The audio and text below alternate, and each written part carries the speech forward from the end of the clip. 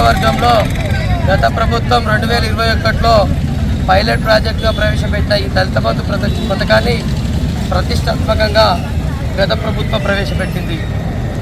అయితే అందులో భాగంగా ఈ 9 నెలల కాలంలో మేము దళిత బంధు రెండో విడతను కొనసాగింపు చర్య ప్రభుత్వం ఎలాంటి చర్యలు తీసుకోకపోవడం వల్ల మేము అనేక కార్యక్రమాలు తీసుకుంటున్నాము.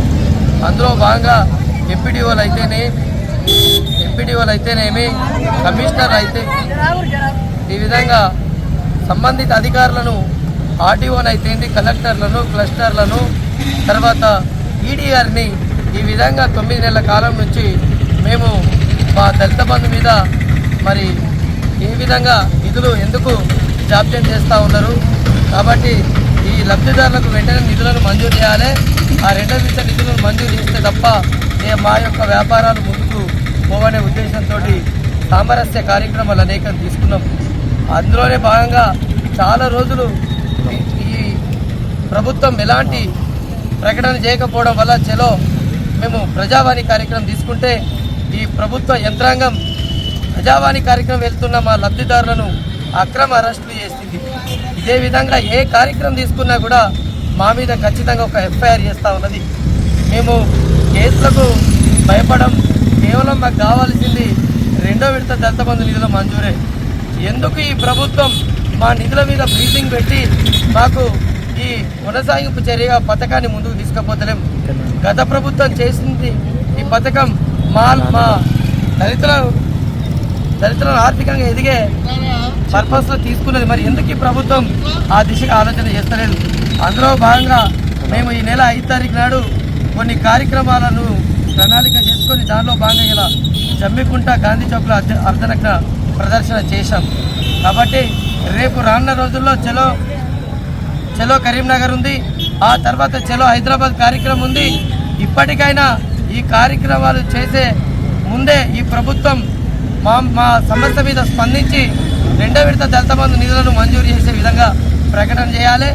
లేకపోతే మేము హైదరాబాద్ సీఎం క్యాంప్ ఆఫీస్ ముట్టడిస్తామని ఈ సందర్భంగా మేము డిమాండ్ చేస్తూ ఉన్నాం. జై భీమ్. దళిత బంధు పథకం హుజురాబాద్ నియోజకవర్గంలో పైలట్ ప్రాజెక్ట్ కింద 18,021 కుటుంబాలకు ఇచ్చిళ్ళు. ఇందులో ఒక 30-40% మందికి వెహికల్స్ పెట్టుకున్న వాళ్ళకి మరి పూర్తి స్థాయిలో వాళ్ళకి 10 లక్షలు మంజూరు కావడం జరిగింది. మరి మేమైతే ఏదైతే రీటైల్ షాపులు పెట్టుకున్న వాళ్ళం ఉన్నామో మాకు మొదటి విడతగా 5 లక్షల రూపాయలు ఇచ్చి తర్వాత మీరు రెండో విడత కోసం అప్లై చేసుకోండి, మీ షాపు వెరిఫికేషన్ తర్వాత ఇస్తామని చెప్పారు. మరి ఆ లోపే మరి స్థానిక సంస్థల ఎలక్షన్స్, ఎమ్మెల్యే ఎలక్షన్స్ వచ్చినాయి. మరి ప్రభుత్వం మారింది, టీఆర్ఎస్ ప్రభుత్వం పై కాంగ్రెస్ ప్రభుత్వం వచ్చింది.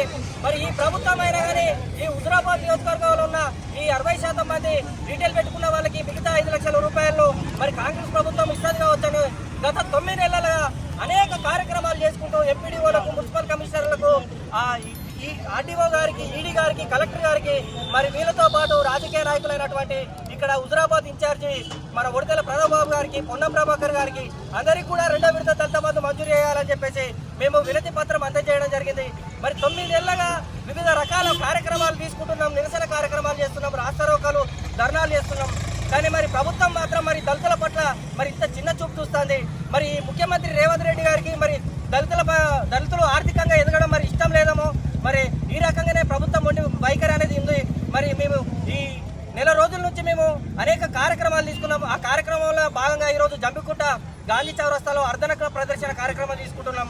మేము ఖచ్చితంగా చెప్తున్నాం, డిమాండ్ చేసి చెప్తున్నాం, రెండో విడత నిధులు మా ఖాతాలో ఉన్న నిధులను మాకు మంజూరు చేయమని అడుగుతున్నాం. మీ ప్రభుత్వం నుంచి మాకు ₹1 కూడా మాకు బడ్జెట్ల నుంచి కేటాయించమని అడుగుతలేం.